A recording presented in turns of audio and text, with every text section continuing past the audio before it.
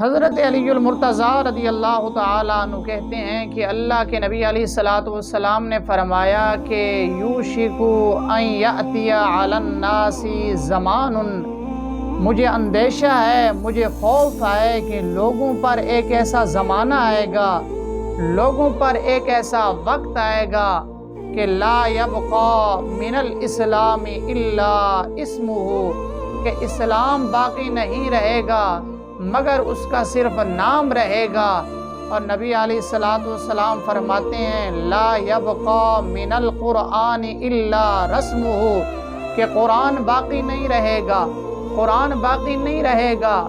لیکن رسم کے طور پر، صرف رسمی طور پر ہی رہے گا قرآن۔ اور حضور فرماتے ہیں مساجدہم عامرۃ وہی خراب من الہدی، کہ مسجدیں تو بڑی بڑی ہوں گی،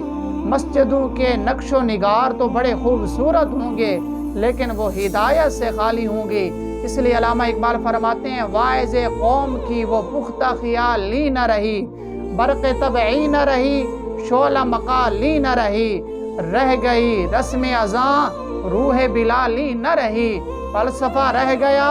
تلقین غزالی نہ رہی، مسجدیں مرثیہ خواہیں کہ نمازی نہ رہے، یعنی وہ صاحب اوصاف حجازی نہ رہے۔